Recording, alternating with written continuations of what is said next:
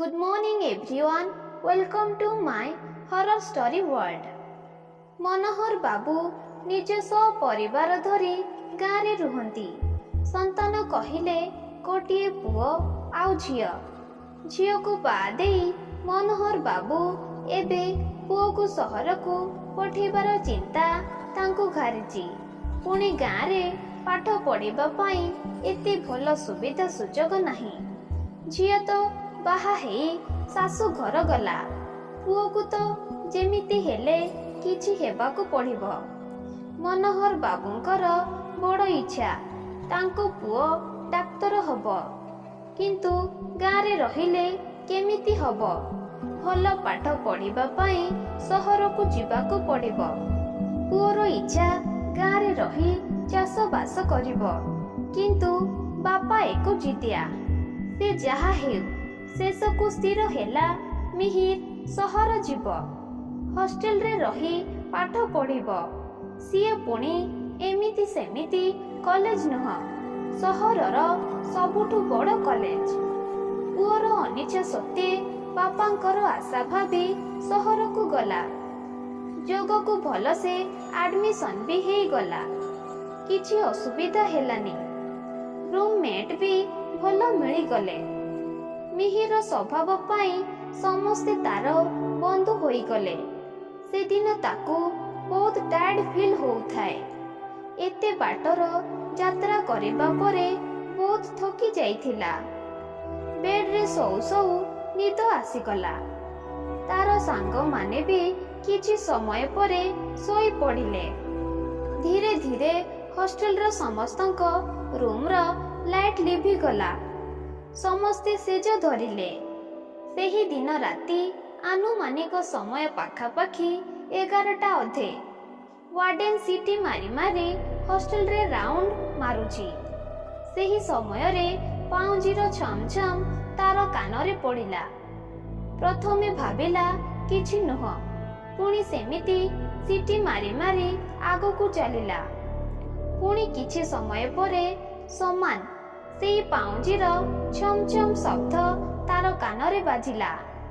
टिके निरीखेईकी देखिला तो शब्द लाइब्रेरी रु आसुची। मन के जानी कौन हेला। सेही लाइब्रेरी आड़कू गला। डोर खोला अछि, माने केही जणे भितरे अछंती। भितर को जाई डोर को बंद करिदेला। लालसा स्वर रे कहिला, किए भितरे अछ? मु वार्डेन कहूथिली। सुमधुर स्वर रे उत्तर आसिला, आसंतु आसंतु ना, मु तो आपणक प्रतीक्षा रे अछि। टिके आश्चर्य हेला। एते राति रे ताकू पुणी को झियो अपेक्षा करिछि। टिके नरमी जाई पचारिला, तमे किए?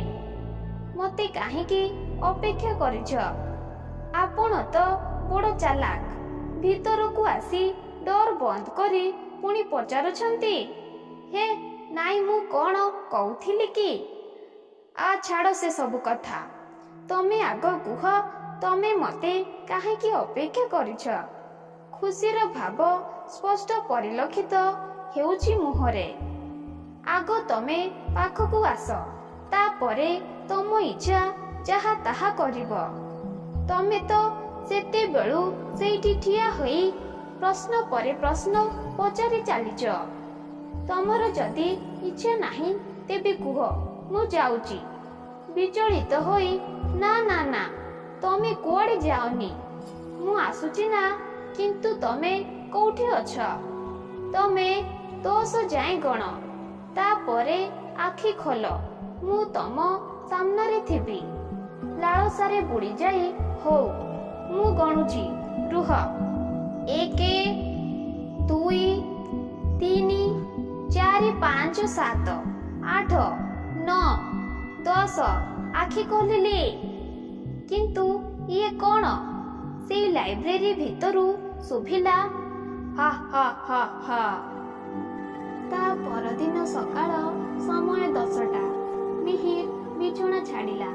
देहर थकापण कुआड़े उभे जाइथाए।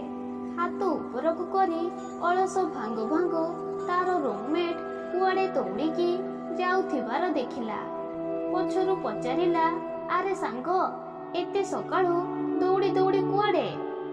ଆରେ ଭାଇ, ମୁଁ ଜାଣିନି, ଦେଖିଲି ସମସ୍ତେ ଦୌଡ଼ା ଦୌଡ଼ି ହେଇ ଲାଇବ୍ରେରୀ ପାଖକୁ ଯାଉଛନ୍ତି, ତୁ ଯଦି ଆସିବୁ ଆ। ହଁ ହଁ, ଚାଲ ଏକା ସାଙ୍ଗରେ ଯିବା। ତୁ ହେ ଲାଇବ୍ରେରୀ ପାଖକୁ ଧାଇଁଲେ। ପହଞ୍ଚିଲା ବେଳକୁ ପ୍ରବଳ ଗହଳି। ପ୍ରିନ୍ସିପାଲ ଆଉ ୱାର୍ଡେନ ଠିଆ ହୋଇଛନ୍ତି। ପ୍ରିନ୍ସିପାଲ ପିଲାମାନଙ୍କୁ ଗହଳି ନ କରିବା ପାଇଁ କହୁଛନ୍ତି, କିନ୍ତୁ ପିଲା ତାଙ୍କ କଥା କାହିଁକି ଶୁଣିବେ? ମିହିର ଭାବିଲା କିଛି ଗୋଟେ ସିରିୟସ୍ ଘଟଣା ଘଟିଛି। ଗହଳି ଭାଙ୍ଗି ଭିତରକୁ ଯାଇ ଦେଖିଲା ତାର ଆଖି ଖସିଗଲା। ଜଣେ ବ୍ୟକ୍ତି ଉଲଗ୍ନ ଅବସ୍ଥାରେ ମରିକି ପଡ଼ିଛନ୍ତି। ଦେହ ସାରା ଖଣ୍ଡିଆ ଚିହ୍ନ, ବେକ ପାଖରୁ ରକ୍ତ କିଏ ଶୋଷି ଦେଇଛି। ଆଉ ହାତରେ କିଛି ଗୋଟେ ଲେଖା ହୋଇଛି। କ'ଣ ଲେଖା ହୋଇଛି ଟିକେ ନିରୀକ୍ଷେଇକି ଦେଖିଲା ବେଳକୁ ଘଟଣାସ୍ଥଳରେ ପୋଲିସ ଆସି ହାଜର।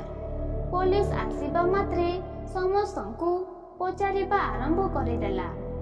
ସମସ୍ତଙ୍କୁ ପଚାରିଲା, ଆପଣମାନେ ୟାଙ୍କୁ ଚିହ୍ନିଛନ୍ତି କି? କାହାର ବି ଉତ୍ତର ଆସିଲାନି। ସମସ୍ତେ ମୁଣ୍ଡ ହଲେଇ ମନା କଲେ। ୱାର୍ଡେନ କିନ୍ତୁ ବାରମ୍ବାର ନିଜ ମୁହଁକୁ ରୁମାଲରେ ପୋଛୁଥିଲା। ଝାଳ ବୋହି ପଡ଼ୁଥିଲା। ପୋଲିସର ସନ୍ଦେହ ବଢ଼ିଲା। ତାଙ୍କ ଅନ୍ଦାଜରେ ପଚାରିଲେ, କ'ଣ ଭାଇ, ଏତେ ଶୀତ ଆଉ ତମ ଦେହରେ ଝାଳ? ଏ ନାଇଁ, କଥା କ'ଣ କି ଟିକେ ଗରମ ଲାଗୁଥିଲା। ଆଚ୍ଛା ହଉ, କିଛି କଥା ନାହିଁ। ମୋତେ ଖାଲି ଏତିକି କୁହନ୍ତୁ, କାଲି ରାତିରେ ଆପଣ କୋଉଠି ଥିଲେ? ମୁଁ ନା, ମୁଁ ତୁ ତେ ଏ ସବୁ କ'ଣ ପାଇଁ?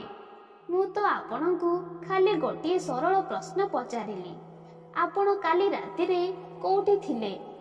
ମୁଁ କାଲି ରାତିରେ ଘରେ ଥିଲି। ହଁ, ଘରେ ଥିଲି। ପ୍ରିନ୍ସିପାଲ ଚମକି ପଡ଼ି କହିଲେ, କ'ଣ ତମେ କାଲି ରାତିରେ ଘରେ ଥିଲ? ଆଉ ତାହେଲେ ହଷ୍ଟେଲରେ କିଏ ଥିଲା? ନାଇଁ ସାର୍, କାଲି ମୁଁ ଟିକେ ଖାଇବା ପାଇଁ ଯାଇଥିଲି। ଖାଇବା ପାଇଁ ନା କାହାର ମର୍ଡର ପାଇଁ? ପୋଲିସ କହିଲେ। ୱାର୍ଡେନ ଚମକି ପଡ଼ି, ନା, ମୁଁ କାହାର ମର୍ଡର କରିନି। ନା, ମୁଁ ସତ କହୁଛି।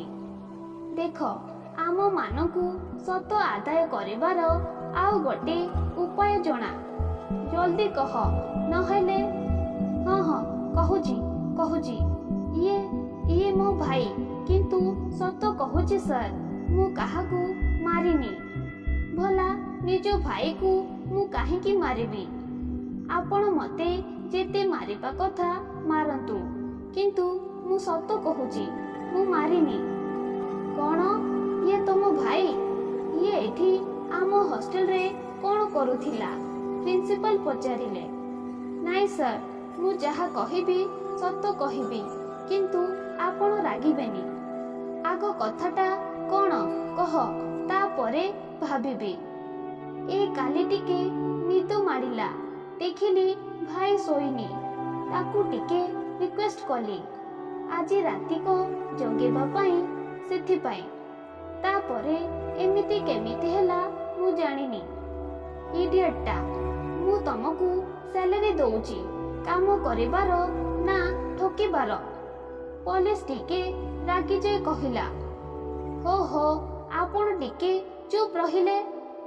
ଏଠି ଜଣକ ମର୍ଡର ହୋଇଛି, ଆଉ ଆପଣମାନେ ଝଗଡ଼ା କରୁଛନ୍ତି। ଶୁଣନ୍ତୁ, ମୁଁ ଡେଡ୍ ବଡି ନେଇକି ଯାଉଛି। ପୋଷ୍ଟମର୍ଟମ ରିପୋର୍ଟ ଆସିଲା ପରେ ଆମେ ଆଗକୁ ଇନଭେଷ୍ଟିଗେସନ କରିବା। ଆଉ ହଁ, କେହି ବି ଯେମିତି ଏ ସହର ଛାଡ଼ି ଯିବାକୁ ଚେଷ୍ଟା ନ କରେ। ଅଣ୍ଡରଷ୍ଟାଣ୍ଡ? Yes inspector. ଆପଣ ନିଜ କାମ ଜାରି ରଖନ୍ତୁ। ଓକେ ଫାଇନ୍, ମୁଁ ଏବେ ଆସୁଛି।